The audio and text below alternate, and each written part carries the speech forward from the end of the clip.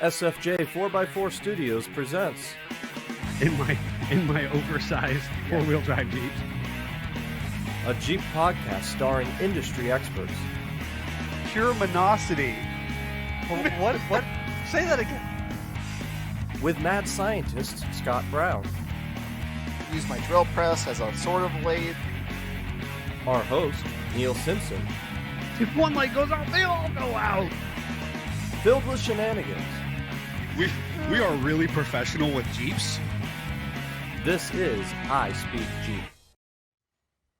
And good morning, afternoon, evening, however you're listening to us. This is the I Speak Jeep podcast. I am Neil with SFJ4x4.com, Simpson Family Jeeps, and my esteemed colleague, host, and best friend, Scott. Mad scientist Scott Brown. I made you giggle. You did it so perfect. That That was the best transition into this episode we've ever done. I was like, wow. You set the bar too high. Put our expectations down. Right. Let me botch this. I am Mad Scientist Scott Brown / Milwaukee lover. Milwaukee lover. Yes, and enthusiast. I still your dad's Sawzall sticks out to me. Still soldiering on, and it's it looks like a full cannon in your hands. It's pretty beat up at this point, but it still works. Yes, and I actually was enjoying. I was looking at us on the screen here with this nice array of tools and tooling. Folks, you'll notice if you're not able to view our video, which I suggest you find on YouTube, or obviously you can enjoy on Facebook Live here. If you're listening to us, you'll want to know that we have this array of well-loved, beat up, and really worked hard half-inch impacts. And so we're going to be talking today. We're going to be doing a little tool talk as part of our hashtag not sponsored, with the intention to talk a little bit about what brought up a couple weeks ago in a previous episode, that what should I pack on the trail and what tools should I have, and of course us as a pro shop, what are we using to do the jobs that we do, and we'll talk a little bit about that. They'll never guess. Right. The entire shop, largely speaking, has converted to electric, and of course that's been a thing for a lot of garages and a lot of people. At least the last 5 to 6 years, I would say. Right. We have a huge air system here. Yep. And yet electric's better. We do everything with electric at that point. So, and it is, as I mentioned, episode 19. It will be our last episode of what we're calling season number 1. We're going to try to kind of segment our podcast series into seasons, and we will be taking a break next week, which is August, gracious. Oh boy. March 28th, I think. Yes. And so instead, we really encourage you to head over to YouTube. Our production team has put together a great video. So a group of volunteers and staff called the Trail Team headed over to Southington at the beginning of March, which we affectionately refer to as SOR, which we've talked about here on this program before, and did a very cool, day of wheeling and shenanigans. And so our production team went ahead and put together a very entertaining, a very cool video. It's not your standard ride along, GoPro, and you're just watching the hood bounce across some rocks. This is a cool video. It makes you excited for wheeling. So we recommend you head over to YouTube, and you'll be able to set the reminder. Click the reminder to make sure that you are part of the premiere, and then as it's showing, you'll be able to interact as you choose with other people who are watching at the same time. And we'll be doing that instead of the podcast. That'll be coming. The link's in the comments as well. The link is in the comments if you're on the Facebook, the Book of Faces. Book of Faces. Book of We'll Faces. we'll put the link in the description as well on the podcast. Yes, so nice, some entertainment when we're taking a week off to plan, prepare, recharge, rejuvenate, so on and so forth.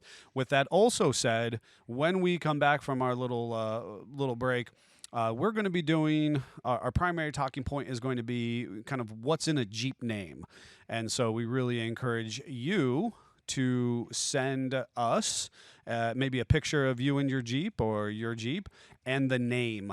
And we're going to ask you to send that to Jeff C. So that's JEFFC at SFJ4x4.com. So you're going to send that right over to Jeff, and he's going to, as appropriate, to compile that for our podcast when we return. So that will be your topic in the future. It will be what's in a name, and we really want, viewer and listener participation. So please send us those pictures and the names of your rigs, and we'll do our best to use as many as we can as possible. So we have some fun topics. As I mentioned, our hashtag not sponsored. We're going to be talking about tools. And we're also going to do a little hunk of burning love today. And we're going to talk about burning some Jeeps down. Not in the good way, honestly. Not in a good way. Don't worry, he didn't burn any Jeeps over the weekend. I did not. This time. This time. And those of you who may or may not be privy to me, I'm probably the self-proclaimed, I've caught the most vehicles on fire than I think anybody you will ever know or hear of. Yeah, his and poor Jeeps. Accidentally. We're talking just accidental fires, Jeeps and or trucks. I've done some fiery situations. So we'll talk about that. Otherwise, Mad Scientist, I saw you were doing some work on the 36 over the weekend. Yep. I was doing some internet surfing myself, so yep. You're more entertaining. So I went over and helped a friend pull an engine out of a truck for his 56 Nomad as part of my weekend's shenanigans. And then what was that? Wait, shenanigans. Anyway, soundbite. Anyway, wait a second. So the engine's going into the Nomad, or the engine's going into the Nomad. He's seen enough of my truck with the LS in it that he wants to partake. So we harvested. So he's doing an LS swap. Harvested a 4.8 out of a 2003 Chevy. So okay, yeah. I like a 4.8. He's sipping the Kool-Aid, so I'm helping him there because he's helping me with flathead stuff. So it's a self-beneficial thing here. Sure. And into a Nomad. Into a Nomad that he's had since high school. It's a really cool, awesome story. That is awesome. So then, do I know this person? You do. I didn't realize he had a Nomad. He does. Oh. It was hiding in his mother's garage for years. Oh my gosh. He has a fantastic collection. He does. Of toys. He does. He's a cool guy, guys, and we'll have to talk about him sometime with his permission. Yes. But he's a flathead V8 guy. Yep. And he's got a hot rod truck. Yep. And a beautiful restored CJ he plows snow with. Yes, his plow Jeep. Plow Jeep. I've never actually seen the thing push snow, but it's got a blade on it. But it's got a blade. That, I think he just drives around town with a blade on it. Yeah. Says it's a plow Jeep. Yes. No, he'll be the first. He'll be the first person to say, he's like, "Wow, that's a Jeep. I'm plowing snow with it." Yeah. All right, it's pristinely one of the nicest restored ones in the CJ7. You're restored plowing snow. So anyway, then I went home and I had ordered some shocks for the 36, and of course, you know some things. I was trying to embody Neil, and I was looking at measurements and spring type or eye types, and did my best guess on some Monroe shocks and ordered them, and they came with sleeves in the bushings, which don't work for a 36 Ford. No. So I then embodied my dad and knocked the bushings out of them, and then found some Jeep style bushings that pop in, and was able to install one. Ironically, I had two sets, but we had stolen the set for the shop a long time ago, and I never replaced them. Nice. So what was your cross application? What shocks were they actually for? I have no idea. Oh, okay. I didn't get that far. I was gonna say, so on the 36, you have shocks for I'm betting it for a CJ, but that's just a guess. Oh, okay. They're I was gonna say 17 inches fully extended. Full extension 17. I was hoping that was gonna be something like a Chevy Nova shock with a Jeep bushing. I'll have to look it up. It might be. It'd be perfect for a Ford. Yes. It's just like whatever they had laying around. Yes. It's just for always a few things that they always have to be the same. But anyway, I got those one installed, and then I ordered some more bushings and put the other side on. And so the car has shocks all the way around now. Woo-hoo. And it's woo. Is it sitting on axles? It is. Okay. Yep, sitting on its Look tires. at you. Moving and, right along. then I decided to, we had a warm day last week, so we moved some stuff in the garage, and the front clip fenders, grill, inner fenders are back over, keeping the frame company, and I need to notch them for the hydraulic brakes. So I got one inner fender done, and lots of scale on it. You know, imagine being peppered with water and stuff underneath the fender for all these years. And now I got to do the other side. So I did a small repair on it, which I actually would not have tried 2 years ago when I first got this car. But at this point, I've progressed. So. Yeah, and you're learning every day, learn a new skill and practice. That's, folks, that's really the very cool thing about, you know, biting off a project that, you know, that you can take your time on, you know. And it will challenge you, and you can change how you react to that challenge. You can either let it get you and give up, or you can adapt and learn. And yes, you're going to screw it up a few times, but that's part of learning. You just got to do that. So. Absolutely. And if you wanted to follow Scott, he does try to post fairly regularly on Facebook or Instagram regarding his posts, and we'll have those links, you know, again, somewhere here. It's like 1936 Ford Crazy on Insta. On Insta. And you're on there wheeling and dealing Ford parts and showing. Got to feed the habit. Constant, right? And you're up and you're doing constant updates of little projects, you know, baby steps, and or, we'll have or some one foot in exciting front of the news other. once we get back from our break. Some things are coming home, and exciting things are happening. So we'll have a good segue into the coming back, something they make you tune in for. Yes, yeah. I can't wait to see this thing run down the road. It's getting there. For sure. Might have to drive a frame. I'm okay with that. Yeah. You know, I've driven some sketch situations, so I'm totally okay with that. So EJS is on the horizon. So things happening in the off-road industry. Obviously, EJS is on the horizon, and Jeep / Stellantis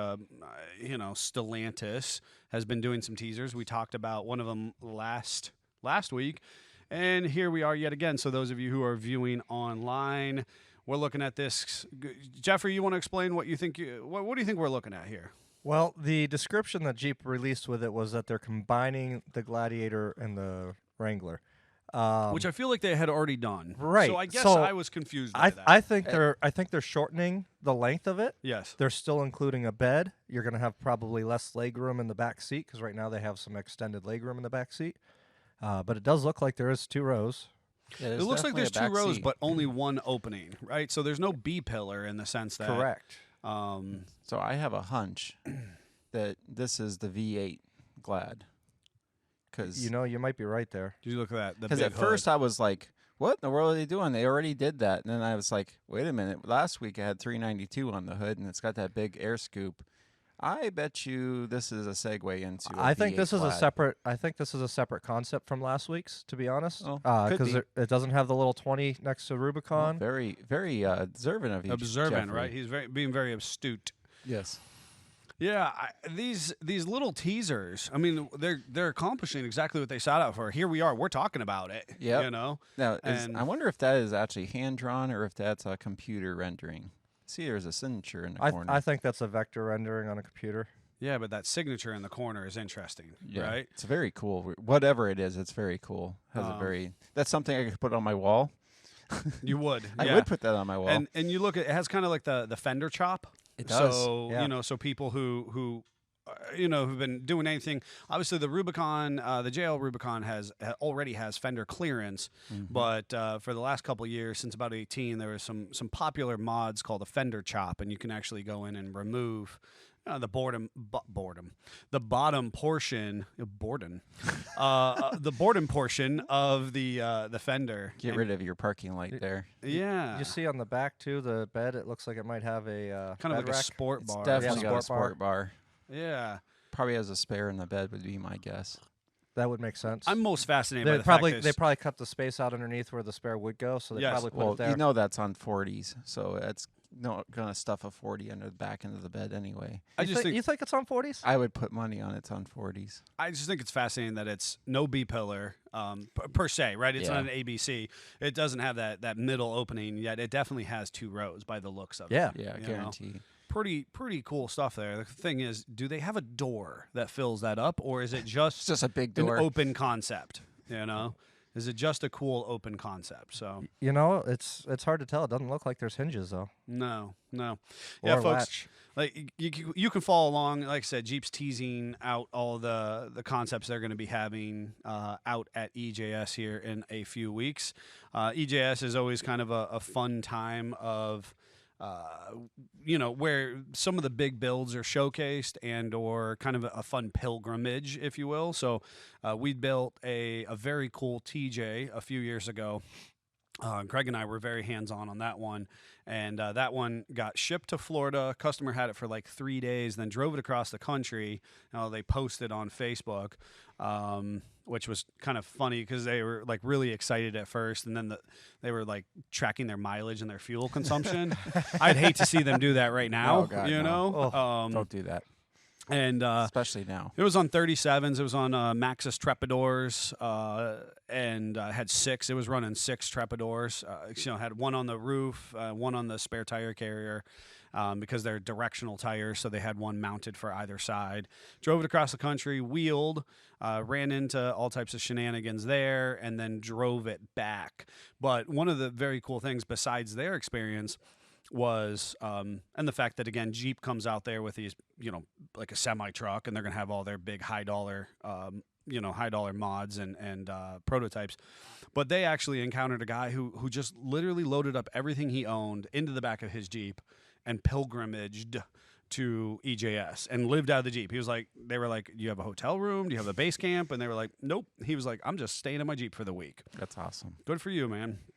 So, big shout out for those of you who are prioritizing that time and that travel, safe travels. I think it's still 2-3 weeks out at this point, but cool nonetheless. As speaking of cool, a shout out to Gone Jeepin', which has been kind of moved a couple different venues, and they're on Facebook and I think Insta, and had a podcast for a while as well. And I understand they are getting ready to do a Dirt Everyday inspired drive. Rick Payway and Freiberger, just say the last name because I can't do that. Yeah, don't try it. Don't try it. Don't butcher that one. Yeah. And so they're going to be. You can follow along on their Facebook page. They've got a very cool. They've got a very cool project or adventure planned, and they're shoving in true vintage Jeep fashion, which I love so much. They're shoving a Jeep together in a GPW together. A GPW, Yeah. right? They're shoving a GPW together. One of Rick's personal stash. Yes, Which I love it.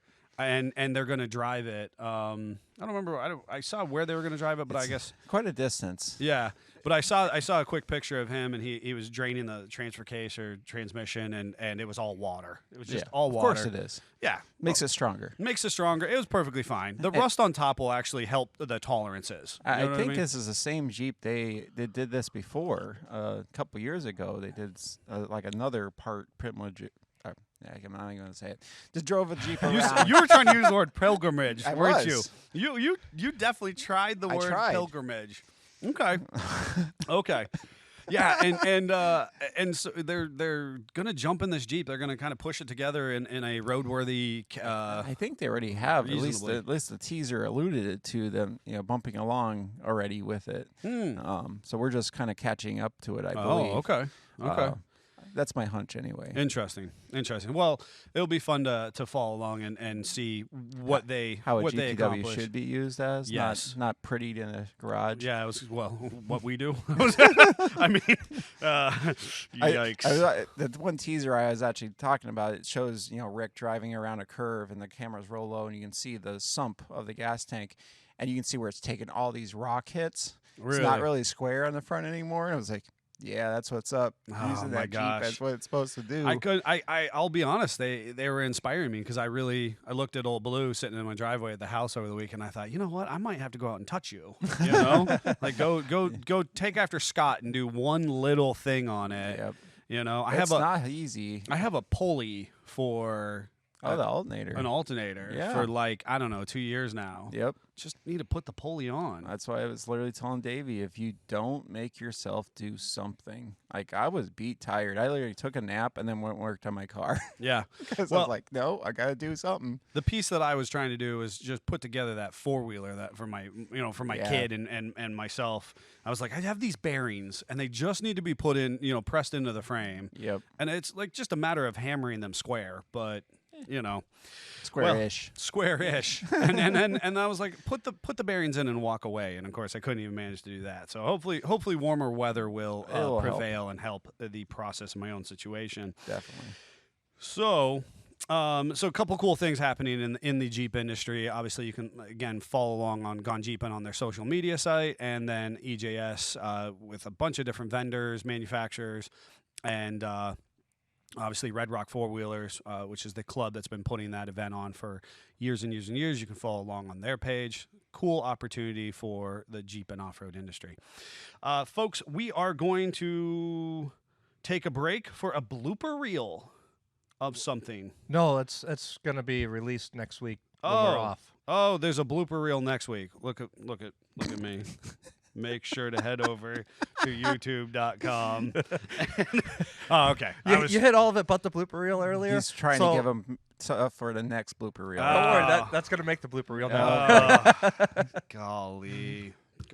So the next blooper reel will be released next week while we're taking a break from this, just to give our viewers something to listen to and make fun of us for. Well, that's not hard to do. that's not hard to do. Not one bit. Yeah. Do we have our little commercial for our gear prepped up and ready to go? Sure. Okay. Hey, Jeep family, we hope that you're enjoying this content, and we want to make sure that you head over to SFJ4x4.com, find some of this cool merchandise. Give us a call at our facility, 440-813-3663. Option 1. And make sure that you tune in to our live podcast every Monday at 10:19 a.m. and check out our updates on YouTube on Tuesdays and Fridays. Until then, Jeep on. All right, back from that. Folks, I really appreciate everybody who's gone on to the website, bought gear. It has been selling like crazy. We appreciate people who have been, taking that gear to far reaches of the country and taking pictures and sending it back to us. We love seeing the SFJ brand repped all over the place. Shows that you're a diehard Jeep enthusiast. So we really appreciate that. Speaking of diehard Jeep enthusiasm, I don't know if it gets any more diehard if it doesn't burn down. I've never had that happen. Have you really Jeeped until you burned something out? So, wait. No, I heard there's a story where you caught the Jeep on fire while Neil was in it. That's 100% accurate. I don't recall. Just because you don't remember doesn't mean it didn't happen. Oh my God! Thank you, Jeffrey. You couldn't have timed that any better. That wasn't planned. That was just the gosh darn truth right there. Could have been that big of a fire. You don't remember that? No.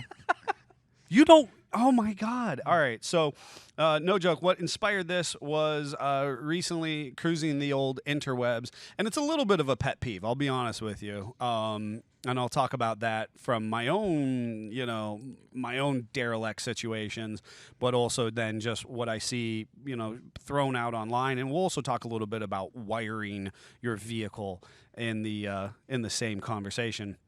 And so what ends up happening is I was cruising the old interwebs this recently, and there's a picture of a Jeep. This clearly had a dash fire, started behind the battery box on a JK. And no, there, right. And so as a professional, I'm looking at these pictures and I'm going, and God forbid this person's actually watching, and I'm sorry that your Jeep burnt down, but I'm looking at it going, obviously you have something wired poorly. And so unfortunately we see this all the time online. Yep. And it gets this reputation where people are, oh well, Jeeps, they burn down. Yeah, they just randomly burst into flame for no apparent reason. And I'm bad. The first time I see that, you see a Jeep on fire, I'm not looking at the flames first. I'm looking at, does it have a light bar? Does it have lights? Mm-hmm. How modified is it? And usually it seems like they're always, relatively modified, and they all have a bunch of lights on them. Common denominators. Something's here, always the right? same. And so this little tidbit here, we're ideally going to help you kind of just talk through some technical specialties of what to do and what not to do while wiring a vehicle, while also telling you about some of our own random shenanigans in the process. Well, there's these things called fuses. Absolutely. You want to put those in your wiring as close to the battery as possible. And so, interestingly enough, we actually, those of you who follow along on some of our live and some of what's been going on in-house here, we actually just recently did a very cool trailer, so kind of an overlanding-inspired trailer project. And we were using specifically a product from Red Arc, and it is a battery maintainer, tender, and regulator, basically. Basically on steroids. Yes. And and the idea is that basically to continue and maintain full charge and capacity of your onboard batteries. And in that process, I'm really proud of the work that we did. Big shout out to our performance mechanic Greg for being lead on that. But as we problem solve through and using Red Arc's information, and again, it's 100% wiring. And it's something as a business I've always been proud. We're not afraid of wiring. We do good wiring. We've actually professionally never burnt a Jeep down, so I'm knocking on wood. And there's plenty of other businesses that I know have. And Neil doesn't wire anything in the shop. It's important. Yeah. Wow. Well, you just said you burn every Jeep you touch, you burn down. So I had to clarify. I have never burnt down a Jeep from poor wiring. That's important to note. That he installed. Yes. Oh, well, that's true. That's true. Because you know what? There was a wire. I had a wire fire under my 87. Yep. But that was a dash fire. And the old Blue had a wiring fire. And that wasn't your fault That was either. oil. Yeah, that was on the back. Yeah, I had a transmission fire from. So most. Let's talk about common denominators. Most you keep saying it wasn't his fault, but how many of these did he have? I just want to make sure that the customers are understood. Feeling that reassured.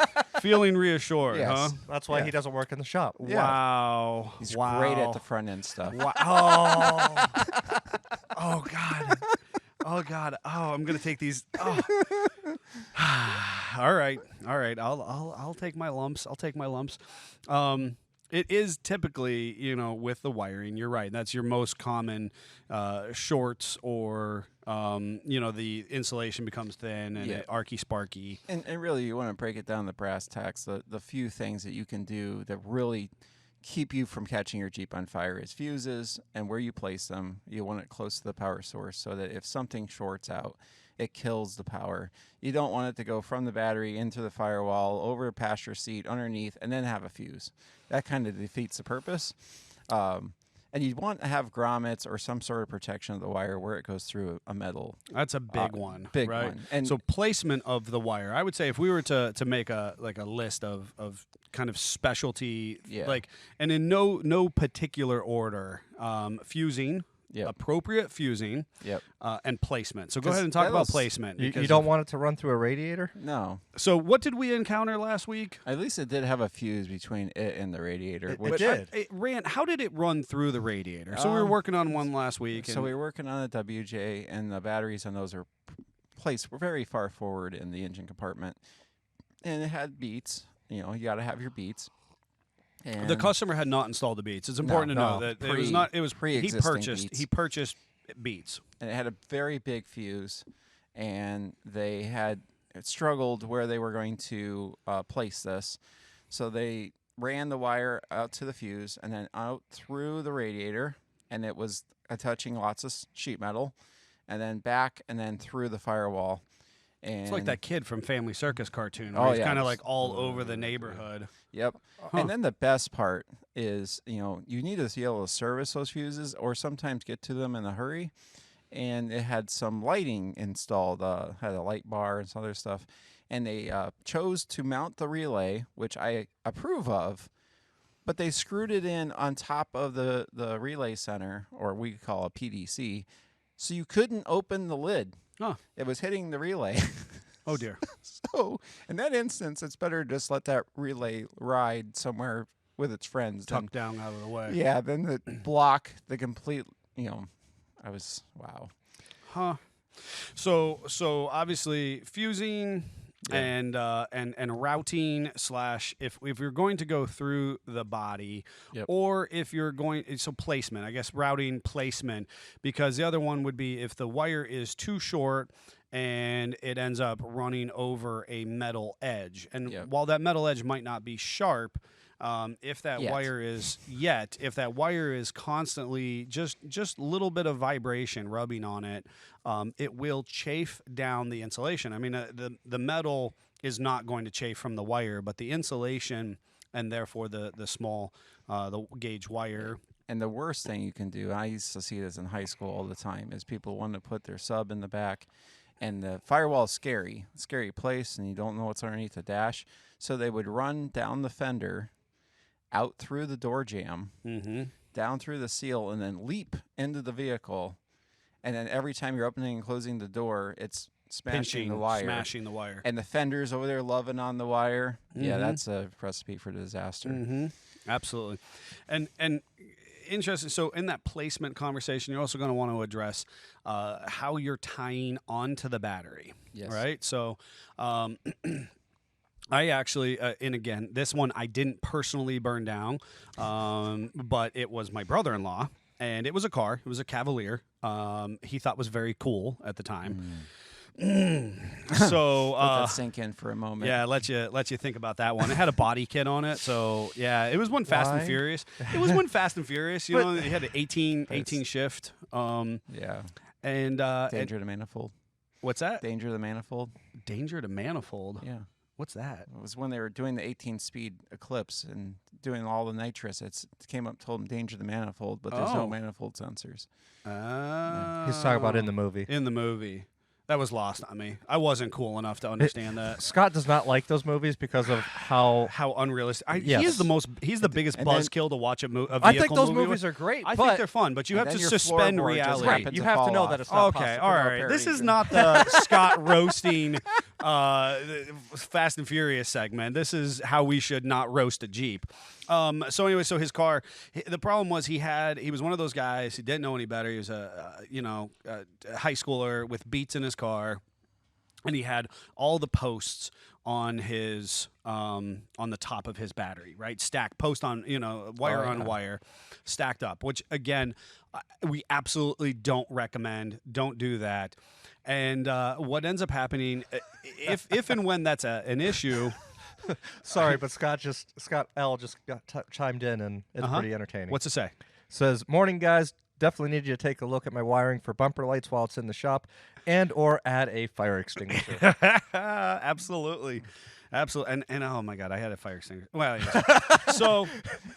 So the other problem as far as placement and wiring and battery and all that kind of stuff is, so it's important to secure your battery. It's one of the things they always say for trail riding. And a lot of people don't pay attention, or maybe they don't understand. You take it for granted. And I can't say I haven't always led by this example, but a bungee cord is not securing the battery down. Why not? Blasphemy. I may have a vehicle. So it's not off-road that has that happen, but professionally, my Jeeps are always secured. You're right. I'm gonna have. Oh my God, why do I have to be? I'll use a ratchet strap next time. Oh, there you go. I have bungeed some batteries in my life, but you're right. It is not an appropriate restraint. It needs to be physically and mechanically attached, right? Not a bungee that's stretched and pressure fit, but mechanically attaching it via some type of screw and lock combo, and that's the appropriate thing to do for off-roading. All right, so my brother-in-law had none of this, and he took it to a hack garage, and they were dealing with something electrical. And, of course, the insulation is not on the inside of his hood because, that's yet another problem. Of course, our older Jeeps don't have insulation on their hoods, and it's a continued reason why you should have some type of protection and tie down to your battery.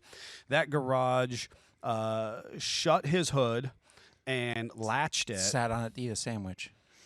Yes. Sat on it to eat his sandwich. Billy picks up the vehicle and goes to leave the shop, and all of a sudden the car is going haywire electrically, and it starts smoking, steaming, and hot spots happen at the hood because at that point in time, the battery had electrically welded itself to the hood. The hood was locked down, He's pulled off to the side of the road. He can't get the hood open because now the safety latch, it won't even unlatch because the battery is held it down. And he had no choice but to sit there and watch the car burn to the ground. And that garage did absolutely nothing. Billy was less than 1.5 miles from the parking lot, and they did absolutely nothing. They told him to, basically pound salt at that point. Yeah. Young and dumb, chalk that up for one as we learn as we go type of deal. We weren't. I wasn't in the area, and he was doing his best with what he had. But a lesson to be had about appropriate attachment points to your battery. And make sure the battery's not too tall. And as making well. sure the battery is not too 'Cause tall. I believe a Cavalier should have had a side post battery, and it probably had a dual terminal. It probably had a dual terminal at that Because point. then it gives you more spots for your subs. You got to hook up your beats, Yes. right? Gives you more spots for your beats. So that's an important as far as how we affix it. The other piece, so routing, placement, as far as the metal, chafing, stretching, so on and so forth, is appropriate connectors, right? How we're actually tying to the battery, and how we're actually tying to the battery, how are we actually distributing that electricity? Yep.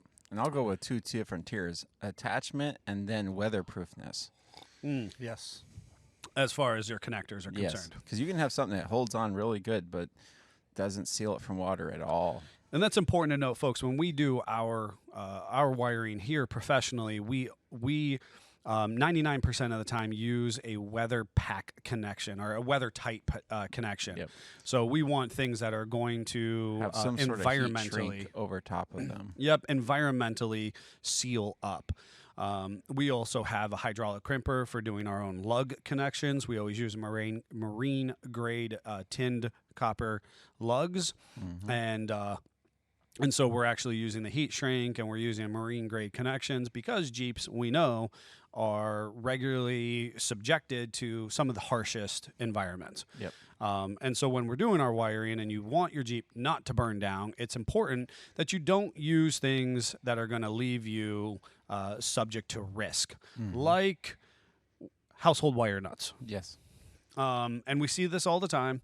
And I personally believe household wire nuts have a place in diagnostic. Yeah. Temporary connections to help you Twist them together. It's temporary use. It's temporary use. Trail fix. Yeah. Trail fixes, Maybe. that's okay. And I'll also go and say solid core wire, not a good idea. And it's mainly for vibration and wear. If you take a solid core wire and you do this a bunch of times, it will break. Stranded wire will not. That is why it's okay in your wall where it does not move. Right. But when you put it on a vehicle where it starts to go down the road and hit bumps and stuff, that's a bad thing. That's a recipe for disaster. And then I don't completely know the whole different metal situation with aluminum / copper thing. Greg could go on for hours about that. Sure. But that's also bad juju as well. Yes. And obviously a purpose-built connections and wiring because, of course, we've certainly opened up some Jeeps that have like household extension cords. Yes. Plumbed in there. Sadly, that's more common than I'd like to admit. My Grandpa Simpson built a couple Jeeps that had some household wire, extensions in there. Not exactly the actual construction and kind of quality of the wire itself is questionable. So definitely want to use the right tool for the job. So we have, again, connectors, we have placement, we have attachment points. These are all things that we see regularly. And again, it's important to note things that I've burnt down have largely been based on the thinning of the age and thinning of the sheath and wires themselves. And honestly, that's another important part. You need to, when you get an older vehicle, do an inspection of the wiring. And it may have been okay, 60 years ago, but it is not okay anymore as that insulation breaks down and connection age out. Wiring does have a lifespan. It does. We have a couple in house right now that are reached their lifespan and went a little too far, and we are now appropriately fixing that. Right, and that's why in the past we have talked about painless wiring and our choice of using that kit, not just from a convenience factor and a placement, but just from updating all the electrical to carry sufficient load. And so that'll kind of bring me into my I think my final point is the gauge, right? Using the appropriate gauge for your application. When in doubt, use bigger. What size gauge did we have to use for that trailer? So, and that's where absolutely. So we were really, what we were very particular on that, and we followed the instructions of what Red Arc had designed their product to be used, but it required a 4-gauge direct connection. So meaning, and again, going back to Scott saying we fused it, it was actually double fused, but we actually ran very, very supple, so welding cable, 4-gauge wire, the entire length of the chassis of it was a JLUR. Ran it, did a permanent or the mechanical connection at the battery, fuse, and ran 4-gauge all the way back to the bumper. Now we only had to use, I don't know, about 2 feet of ground cable. Greg grabbed a sufficient ground at the back side of the Jeep, so we didn't run. The customer didn't have to incur the cost for running 4-gauge ground from battery to back. But so long as all the grounds are good on the Jeep and it's appropriate continuity, it'll be fine. And then we terminated at the back of the Jeep in an Anderson plug appropriate to the gauge of the wire. So the plug itself, and this is a big thing, folks, because you can get a connector, and we did. Unfortunately, we received a connector that was for 0-aught. Right, so I mean, we're talking huge big wire, right? Something that should be on like a earth mover type of cable. And at that point, you shouldn't make it fit. And we didn't, right? Yeah. And you shouldn't make it fit. So if you have connectors and you're scrounging around your garage trying to get this light bar wired on, or you're trying to do your compressor, or who knows what, you shouldn't be trying to kind of jimmy things together to make one gauge fit the other. And as you mentioned, when in doubt, go with a bigger gauge. Because the big problem you have, especially something that has a heavy or a high duty cycle, you have drop over a period of a space, and so a run of wire. And so what will happen is if you're requiring too much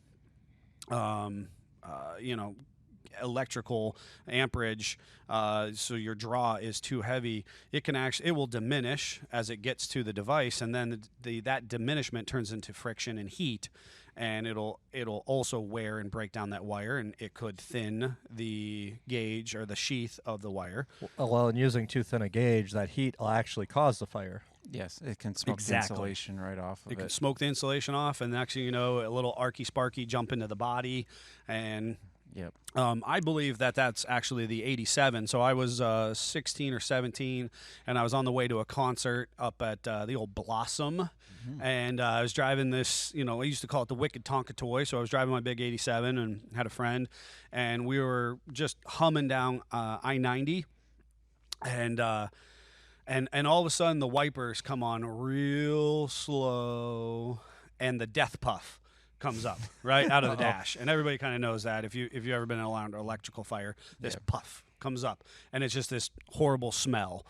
And that's exactly what happened. Was in the dash. It wasn't anything accessory that we had run into. It was exactly what you said. That wiring from 1987. Was not great. Yeah, it had its day. They didn't use the best quality product. That was, it was the first year of the YJ. They were just sorting out that harness. And it just thinned out and arced. That era Jeep wasn't known for having the best wire or connections. Correct. That is an issue of that early era YJs.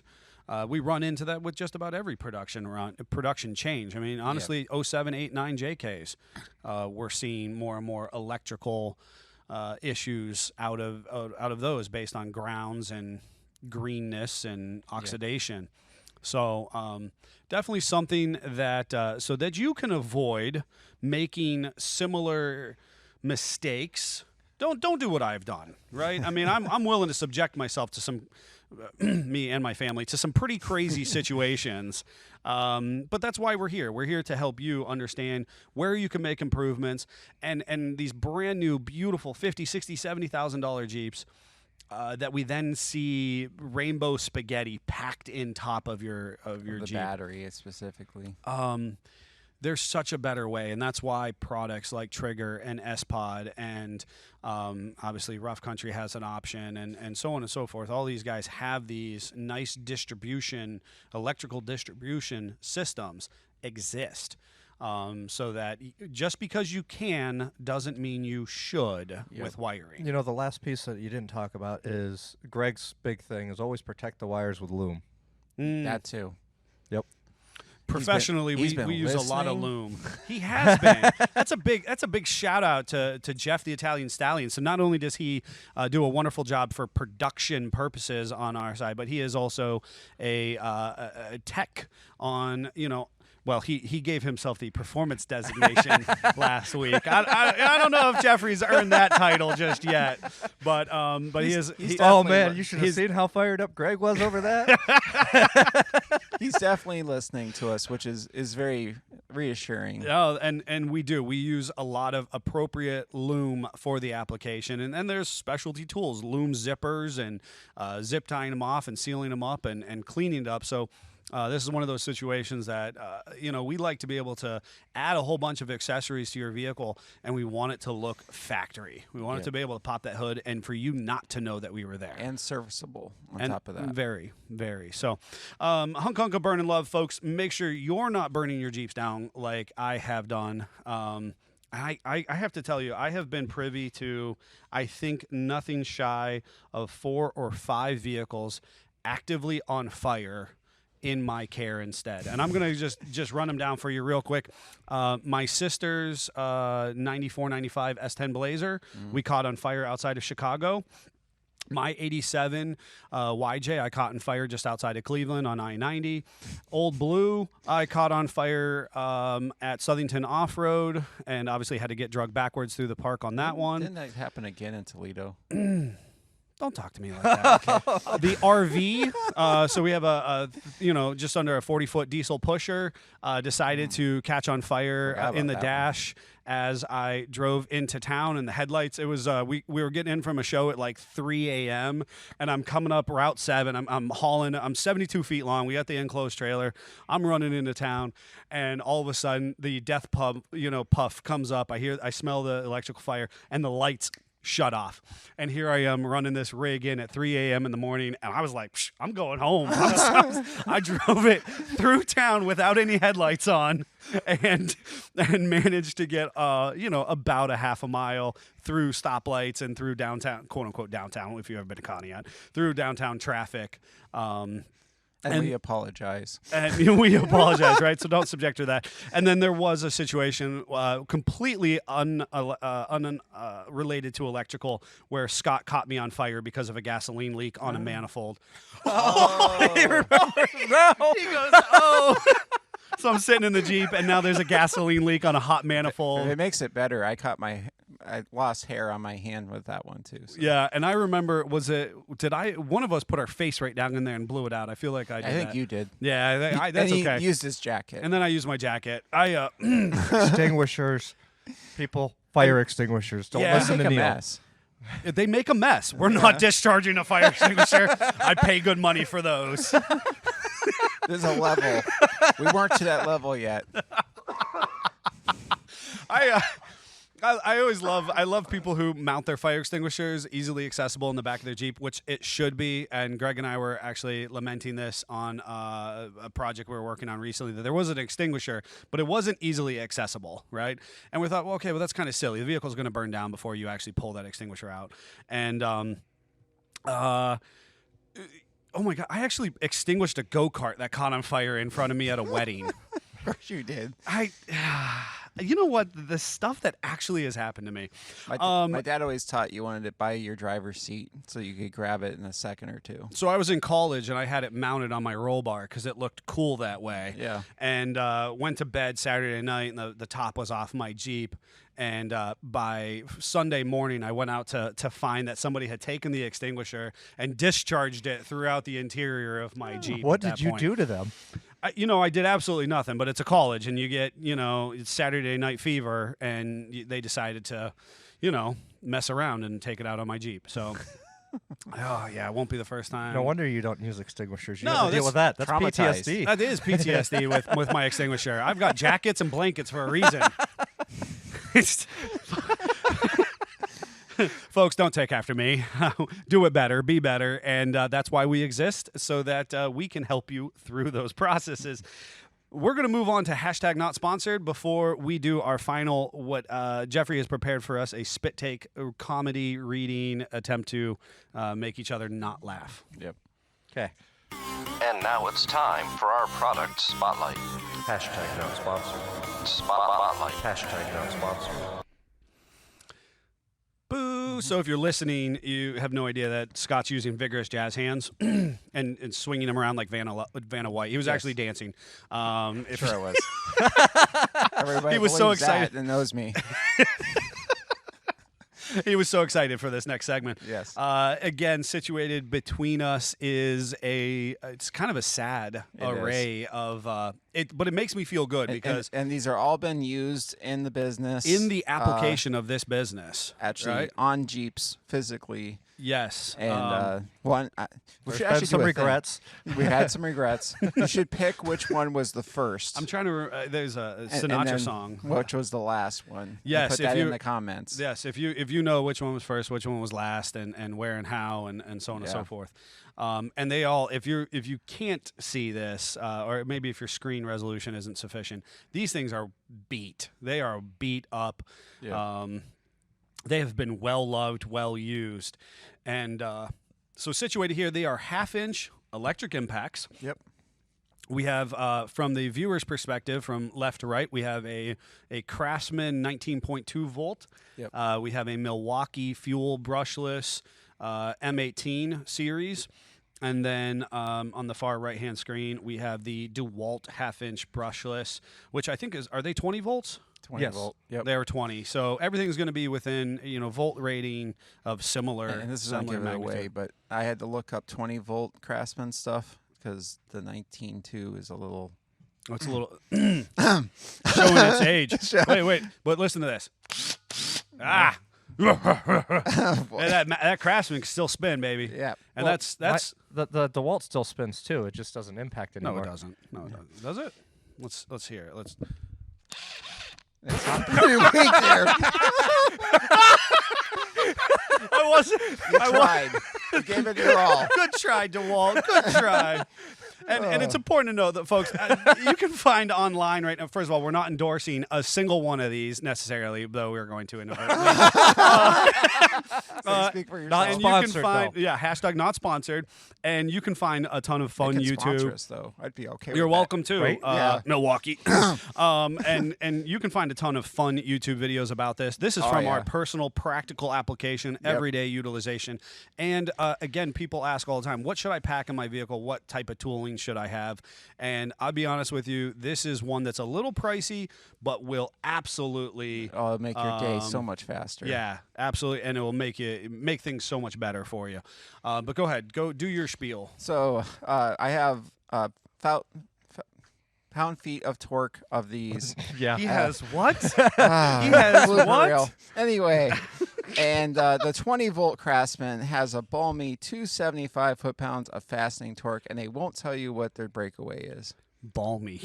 So that's awesome. 275, not 2,000, not 1,000. No, It's 275. 275. And that's a 1/2-inch And based on the 20 volt, And I right? thought this was fun. They say without any load, it's 20 volt. You put a load on it, and it's 18 volt. Interesting. So- Interesting. and they have a thing that's like 24% more. They're actually checking it against their own tools, where you're running lags into a board, and it's with a 4-amp-hour battery. I think that's kind of crazy that you're literally comparing your own stuff against Yeah. each other. Anyway, Yeah, they're not doing a kind of an independent no. return. Interesting. So okay. then we go on to this actual tool here, which has Actual tool, because the Craftsman's not a tool. Wow. well, what I'm saying is I don't have the specs for Okay, this he's guy. saying it from a fictitious standpoint of the Craftsman, and so Yeah. we're going to move on. We Those don't of you who have are a 20 listening, volt Craftsman to compare. That's right. We don't have one. just Those have of you who this are poor old one listening, here. Scott was touching the M18 The Fuel M18 Fuel Milwaukee. is 1,000 foot-pounds of fastening torque and 1,400 to breakaway. And you can tell when you're using that tool. 1,000 fastening, 1,400 Which is breakaway. why you shouldn't use this for torquing things. Amen. Because you're to going to that. break it. Amen. That is do not, if you are ever at a facility, and I understand a lot of our listeners are from other parts of the world, but if you are at a facility getting your tires and wheels done and you just hear ugga-dugging, With a Milwaukee, those are on there for a long time. You're going to be stuck on the side of the road Yeah, if you need to change the tire. And then torque it. Yep. Anyway. Absolutely. So Absolutely. then we go on to DeWalt. Go on to Big Bird over here. Which is specs for this specific gun. It is 700 foot-pounds of Fastening. torque and 1,200 breakaway. Okay. Which isn't bad. That's not bad. That's not bad. They're trying. They are. And DeWalt's... And it would be great if it still worked. I mean, That has been warranted once already. Has it? And it needs to be warranted again. you know what's nice, though, is that it was warrantable. That Yes. it was That actually is true. warranted. So the Craftsman, and Scott had alluded to it, was actually the first electric tool, electric impact. Yes. You had a snap-on at one time, I but had it was a a snap-on. 3/8. You never had a 3/8. half-inch. I did not personally. Place I worked at did. And a fun story, a quick segue, is I'm working on a front-wheel drive car, something with the strut, and we're trying to take a bolt out, and it's telling me where to go. And I got, I can't remember the voltage, but I had a snap-on half-inch impact, which if you price those are not cheap. And they walked in with a Milwaukee. Who walked in? A tool guy. Tool truck guy. All right. Not this gun, the gun before it. Yes. And he says, "Here, try this." Didn't have to tell me twice. Took the socket off the snap-on, snapped on the Milwaukee, and it took it right off. And I was like, "I'll take one of those." And that was probably 7 years ago at this point. Oh, at least. And I still have that gun, and I still use it. It is now at home duty, working Yes. on Fords with it, and it goes in my Jeep when I'm on the road. And then I have one of this.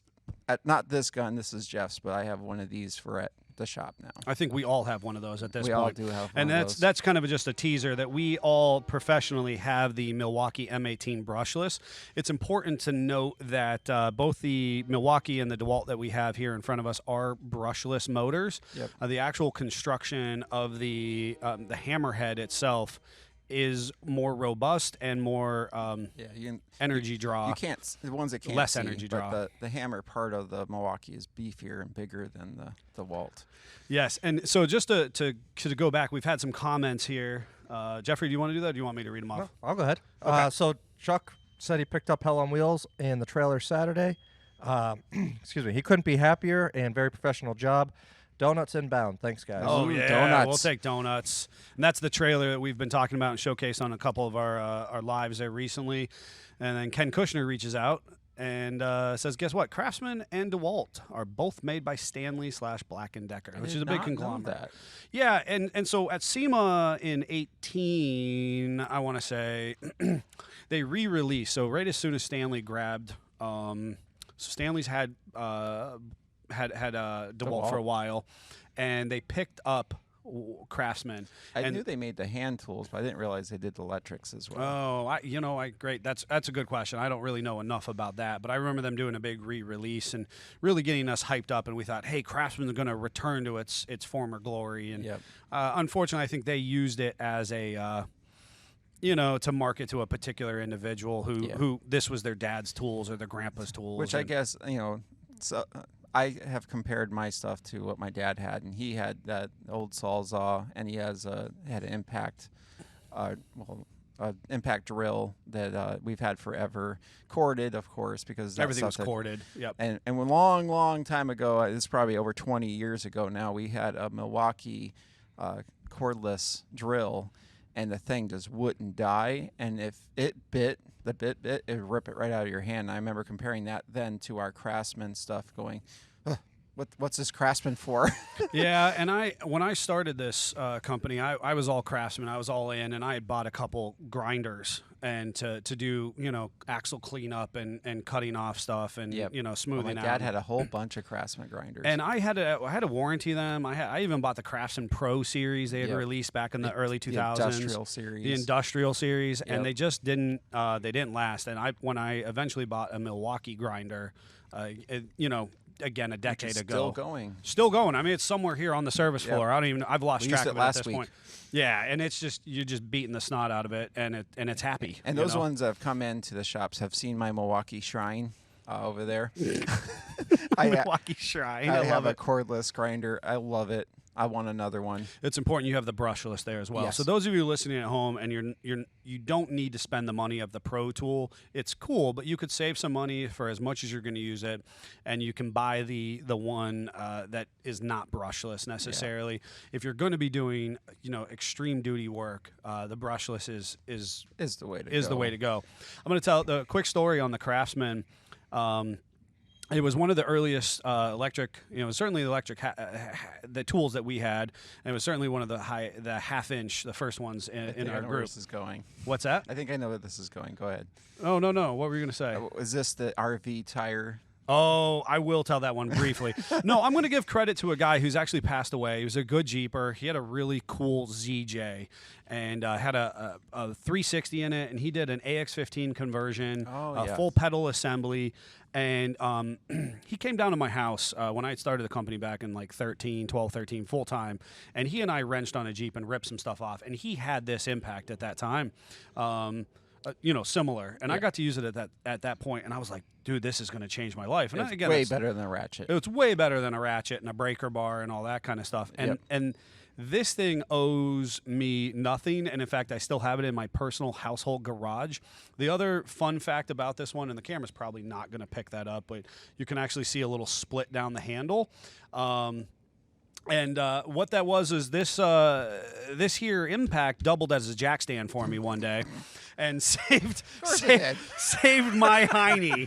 So I will give kudos, Craftsman. I will give kudos to Craftsman. I've never used my impact as a jack stand. And again, and that's half-charge battery. Just so we're all on the same page. It is a lithium, and of course, we didn't even get into NiCad and the back in the day of NiCad technology. Everything here is going to be lithium battery technology. Yep, thanks. So, but that's that. So, no, important. Go back to the RV. We're running down the road. I think I may have even had this unit with me because that's really my whole reason about buying my my Milwaukee. Let's be honest, I don't work on the service floor anymore. So if I have to spin a wrench, we're losing money, folks. That's the reality of the situation. But I bought my Milwaukee for purposes of travel because as my toys get bigger and inappropriate, we were out on the road. Fortunately, Greg was following behind in one of our other outfits. He's like my dad. He had every tool he owned. Every tool. And we got a flat on the RV, and it was the inner tire. It was one of the tires. It doesn't matter, of the rear duals. And so we put down the house jacks, level it up, which they tell you immediately not to do. And of course, it's hooked up to a 30-foot trailer. Yeah. And this little thing out there is like pip pip pip pip pip pip against the lug nuts. Yep. Greg grabbed his half-inch out of the trailer. Again, the one before this. And just ripped. These giant. Nuts. It's a Freightliner chassis. The 22.5 22.5 Freightliner chassis, Alcoa wheels. Ripped them off. We were able to pull the blown tire off of it because that tire had gaitered and shoved up under the house. And we put the other tire on, so we were running on a single on one side, and we continued on our wonderful adventure through eastern Pennsylvania, visiting Highline Off-Road at that. And I don't have good specs for battery life. It's kind of real biased online, I feel, but I can tell you personally, batteries for these last a long, long time. And ironically, doing that and charge fast. Personally, they do. And doing that engine removal, I let him borrow my old Milwaukee, and he's like, "Oh, you got a charger for it?" I was like, "You won't need it." Yep. It'll be fine. It'll be fine. Last piece before we let you go, and this is so totally not fair, but we're going to do this just for the sound quality here. So sad. Remember, that's a broken one. Sure it is. Bigger. I was gonna say, what's our charge on that one? That's I don't know, because everything. I feel like the Craftsman's house. That's half charge. That's half charge. And the cool thing, they have little, little lights that can turn on. Half charge, man. I haven't charged that in like a week. And he's got the little 5 amp hour battery. I have a 9 on mine. So Go all night long. Yep. Whoa, buddy. All right. he did that. Let's do this. We're going to do some bad dad jokes to finish this out, if anybody's still awake. And all three of you, we appreciate your Yes. viewership. Time to wake up and laugh And at us. and have a little fun with us before we depart for the day and wrench on some cool Jeeps and turn them out and do our jobs, our other jobs. Yep. And now it's time for He's Got Jokes. He does this. We put don't that ever know this. We don't ever know his transitions. You hear him the same time we do, and That's hysterical. yep. I threw that one together this morning. Like I course was like, you oh, did. I don't have a transition. 10 minutes later, I got a transition. It was an excellent transition. Scott would have been like, "We're gonna do some jokes, guys." So I've got a SFJ hat Oh, no. filled with a bunch of one-liner dad jokes. One jumped out at me already. Yeah, so there we So go. All right. the So goal what's the is goal? What's the rules? The goal is to get the other person to laugh. If you're not the one telling the joke, you're gonna try not to laugh. Okay.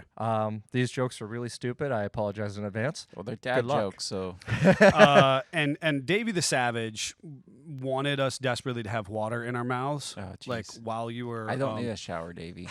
And took I care of thought, that man, already. we can't do that. We got a full work day ahead of us. Yeah. And I definitely would spit up on you, and I would feel some type of way. I'd feel terrible. I told him I didn't want my mics getting soaked. Oh, that's a good point That's too. a good point, That's too. a good. We We're can't doing do it that. for Jeff. Doing it for Jeff. Yes. Do it for Jeff. All right. So here you go. No smiling, no laughing. All right. I'm not supposed to laugh either. Off to a good start. Do you know what happened yesterday? Hmm. It was the first day of spring. Oh, no. Spring is here. I got so excited, I wet my plants.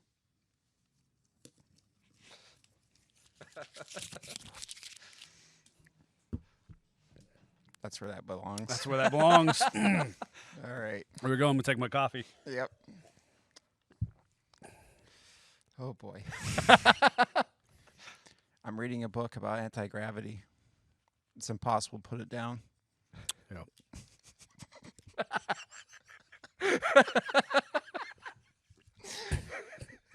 Ooh, buddy. Just float away on you, huh? Yeah. I'm trying to channel the Savage. Right? Davey, when he talks, is like, he could be excited, and you think he might want to kill you. He could have just given him like $50, and he'd be like, It's awesome. "Cool, Thank you. great, have a great day." Okay. Oh, I can't actually believe that this is. Holy crap! My wife crashed the car. It's too good. while listening to Adele last night. She ended up rolling in the Jeep. I actually don't get that one, actually. Yeah. Rolling in the Deep? Yes. Is that a Yeah. song? Yes. We don't listen to right, Adele. I'm Jeff. sorry. Yeah, but but you the know fact what? that you pulled the one for I pulled the one for crashing vehicles and rolling in the That's Jeep. funny. Oh, boy. Why do your feet smell but your nose runs? I don't know. Why do my feet smell and my nose I runs? don't know. That's all I got. Our 8-year-olds would think that's hysterical. That's a good one. Oh, We I could should have say saved that one. and tell We them could have later. saved. I'm gonna tell my 8-year-old that one. He would be on the floor laughing. Oh yeah. Why do your feet smell and your nose runs? Yeah. Use that one today, folks. Let us Yes. know if you use that one. Yes. Somebody needs to hear that one. A man just assaulted me with milk, butter, and cream. How dare he?